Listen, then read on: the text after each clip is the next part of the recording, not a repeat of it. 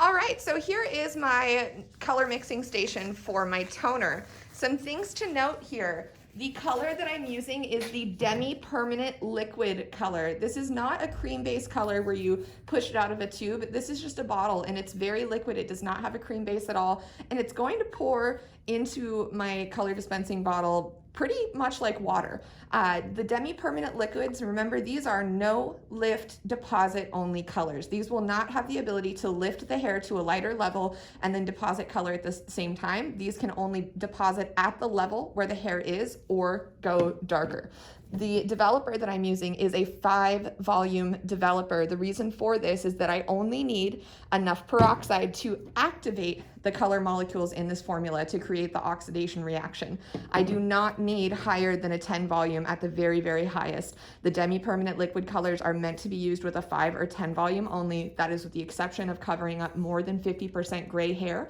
If your client has a 50% or higher gray concentration, then use a 20 volume, but that is the absolute only exception. We never, ever, ever use 30 or 40 volume with the demi-permanent liquids. I will give you guys a chance to see what the permanent cream colors look like in a different video, but for today we're going to be using the demi-permanent liquids. One of the questions I get about is how long should the toner stay on the hair, and that really depends on your manufacturer's directions.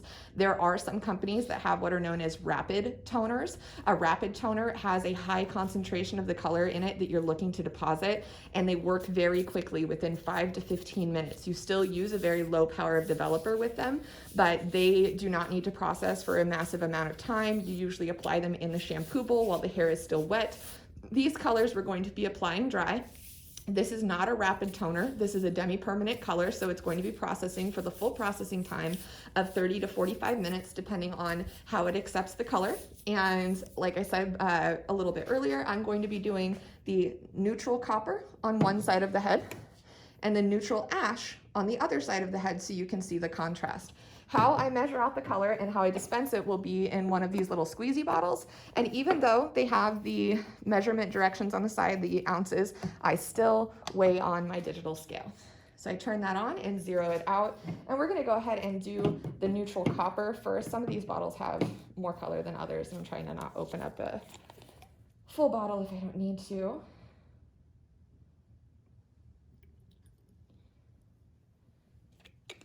And remember, I like to measure in grams rather than ounces just because it's a smaller unit of measurement anyway. So I'm trying to get to the 50-gram mark. Perfect. And this product is a 1-to-1 mixing ratio. You'll see that printed on the bottle right here. It says 1-to-1. So it's 2 ounces of color or 50 grams of color to 50 grams of developer. The lightener that we used in the previous video was a 1-to-2 ratio, and that's where I say always check your manufacturer's directions because this is a 1-to-1. Now I know that I need to add 50 grams of the 5-volume developer, and always just give it a slow pour, because if you dump that bottle over too quickly, you'll do what I just did with an extra 6 grams of color, but that's not so bad. If you get an extra 10, 15 grams of color in there, you might need to adjust your thing, but let's pop this back on here. 105, well, we can roll with that. That's not such a big deal. If it said 110 or 115, I would be more concerned. And now to mix this color, make sure you put your fingertip over the squeezy bottle. Do not do this without having your fingertip over the bottle. Make sure that the cap is screwed on nice and tight, and then we're just gonna shake it up. You'll see there's a little bit of the developer at the bottom still that's a whiter, creamier base. So you need to make sure that you shake it until that disappears and the color looks the same all the way throughout. There we go. It's all nice and mixed together. And then I'm going to turn this off, move my tripod over closer to my mannequin, and show you how I apply the demi-permanent liquid. So what I love about liquid demi-permanent colors is that they're incredibly easy and incredibly quick to apply. Unlike with an all-over color or the highlights that we've been doing, you don't need to worry about isolating the hair away from other sections. You don't need to worry about getting all the way to the root or fully. It's just about quick saturation and getting the color on and making sure that it's fully saturated all throughout the strands of the hair. Now, when it comes to toning, unless they're looking to adjust the color of their overall base, you're just toning the highlights that you put in. So So you can just clip this hair that you're not planning to tone out of the way because it doesn't need to have product wasted on it. If I lift this up, you can see the highlights begin right about around this area of the hair. So I've just clipped this out of the way so that I'm not wasting color, and I'm going to apply the toner here. I'm also going to be showing you guys the quick way to apply toner, especially if you're using a rapid toner. This is the way that I would like you to do it. But in general, if you're using a liquid demi-permanent color and you know how to work cleanly, this is a good way to deposit color. So I have my squeezy bottle here, and the first thing I'm going to do is outline my quadrant. And I am working in 4 standard sections here, big surprise. And I'm just drawing a line around the borders of my section. Now I'm going to take my color brush and feather that back to make sure that area near the scalp is fully saturated. Because this is only a 5-volume developer, it's okay to go right on the scalp right away because it's not going to cause burning or damage to the scalp or to the hair even. Now I've taken the tail of my brush, brought up a section, and I'm simply going to pour a little bit of color in a zigzag motion across the hair, pull it through, grab a little bit more of hair to combine, zigzag pattern over the section again, and pull through.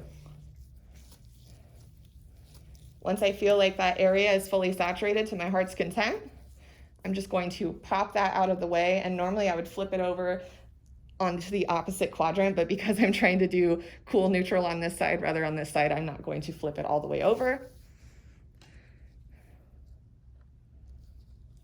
So let me tip that in that other direction just for posterity's sake, so it's not hitting that area in the back where the neutral is going to be. Okay, lifting this up,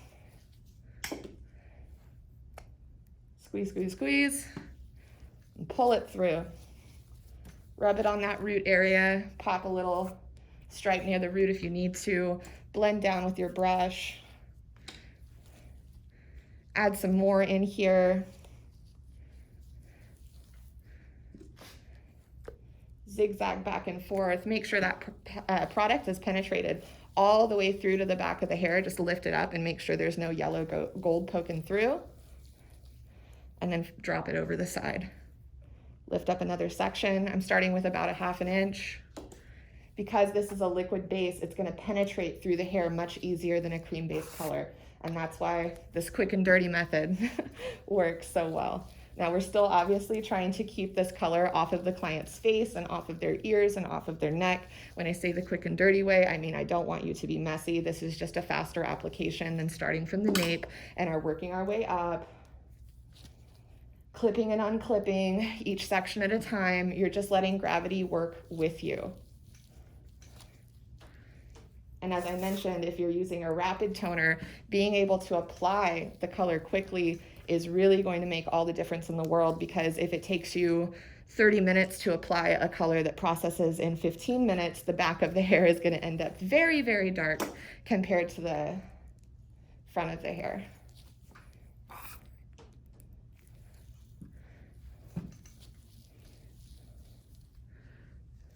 Thankfully, this processes just according to the normal demi-permanent color instructions, so 30 to 35 minutes, and I have a little bit more leeway. All right, grabbing this last section that has highlights in it, really gonna get in there.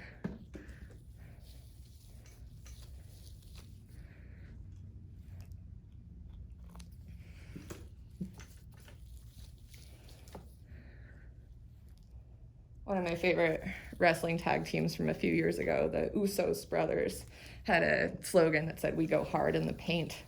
And I always feel like that when I'm doing hair color. Oh boy, Miss Rose is talking about wrestling again, my bad. Sorry guys, you're just gonna have to deal with it for as long as you love me. And then I just brought that whole section down, and boom, it's applied nice and clean. Gonna step over to the next front quadrant here. As I did before, I'm holding the hair nice and tight, and I'm gonna outline this section. And remember, heads can move. So because we don't want gravity to fall forward and cause that color to drip into her eyes, you would ask her to tilt her head backward a bit. So our point here is to make gravity work in our favor, not against it. Let me bring her in a little closer though, so you guys can see what I'm doing. There we go.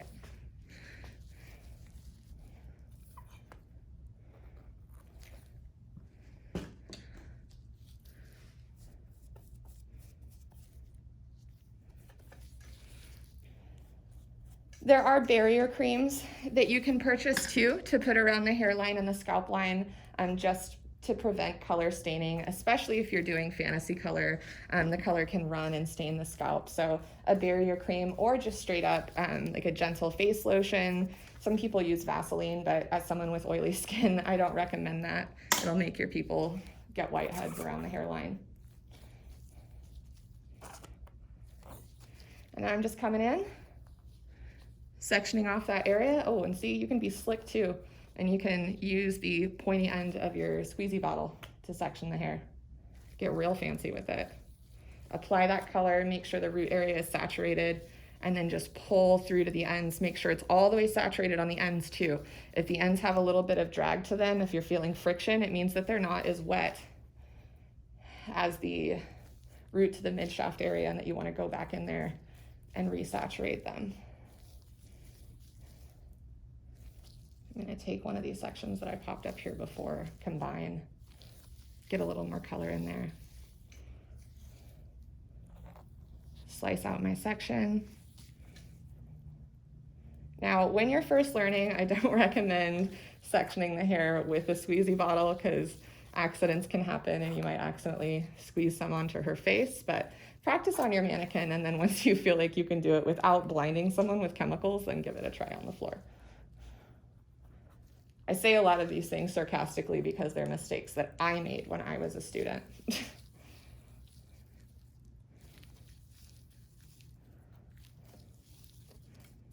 I did have one of you guys reach out to me around 11 o'clock last night because a friend had used toner on their own hair, got a little impatient and decided to tone their own hair at home. They used a violet-based toner with 20 volume developer. And as we mentioned, you do not need to use 20 volume, especially on like the BB hair of a 21-year-old, to tone the hair. And the result of that was that the power of the hydrogen peroxide that was inside of the toner, the 20 volume, actually ended up lifting the girl's natural root while depositing the color onto the highlights. And the result of it was that her natural root area lifted about a level, and it looked very warm. The warm color, that contributing pigment underneath her level, because that cuticle had been broken through and those melanin cells were just a little bit overstimulated, her roots looked super, super warm. And the question I originally got was, how long will it take for this to wash out? And the unfortunate answer is, it's not going to wash out. Because her hair has had color removed from it, that color needs to be deposited back in. And what I recommended was using a level 7A, because the girl's hair was very brassy and it looked naturally to be around a level 7. So to cancel out that orange tone on her root, she needs to get a root touch-up of a level 7A. But the big lesson to learn there, because you guys will experience this yourself, is don't get impulsive with your hair, because otherwise you're going to have an angry stylist and a really high bill. And unfortunately for that girl who made that choice at home, she's going to have an angry stylist and a really high bill the next time she comes in. All right, all that hair is fully saturated. I'm just pulling it back down so it sits gently into place. I noticed a couple of areas where I could just soak back in there a little bit, like this piece here. Just going to rub that in. Pull it through and down. A little bit in here too. Also, why waste product? If I still have some in the bottle, get it on the head. And as you guys know, I used about 2 ounces of color, roughly 50 grams of color and 50 grams of developer. And that's what it took me to do 1/2 of her head without the shadow box on this medium length hair. So for those of you who had questions about how much color do I use, just mix it up about 4 ounces at a time and remix as you go and as you need it, because you don't want to throw freshly made color in the trash can because you over mixed.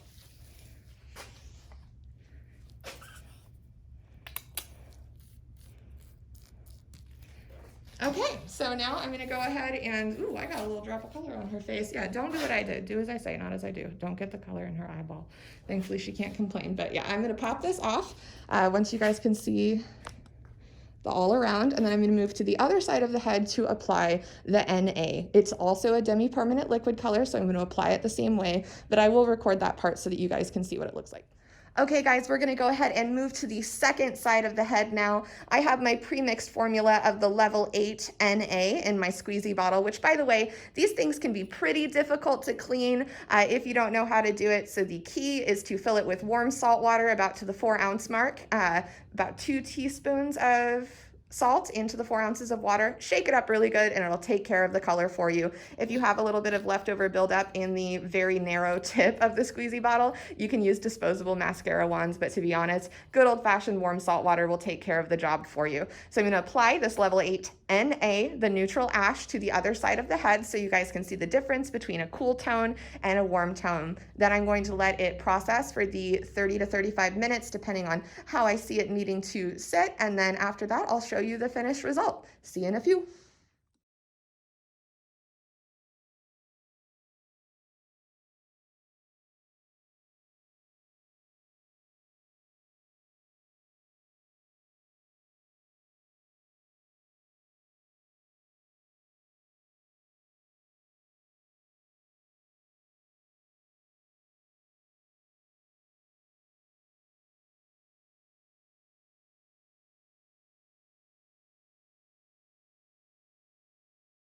Okay guys, I am seriously excited to show you how this came out. This is the side that I toned with the level 8 neutral ash, and this is the side that we did with the level 8 neutral copper. Side by side, you can see the difference in the color very, very clearly. But if we look close up, in terms of the lightness versus the darkness, these are both a level 8.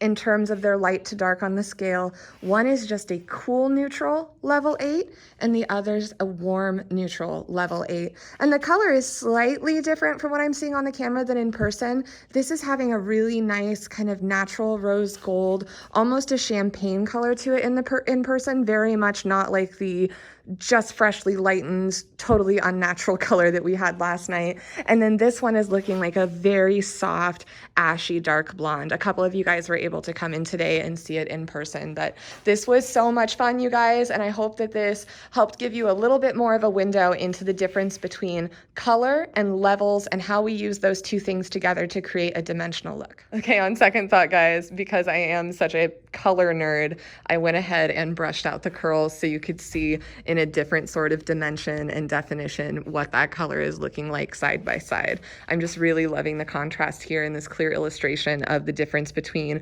cool tones and warm tones on the same level of hair, and frankly was just a really fun project for me and a great teaching experience for me. So thanks for watching. I know this was super long, but I hope this helped you understand color theory and hair color services a little bit better.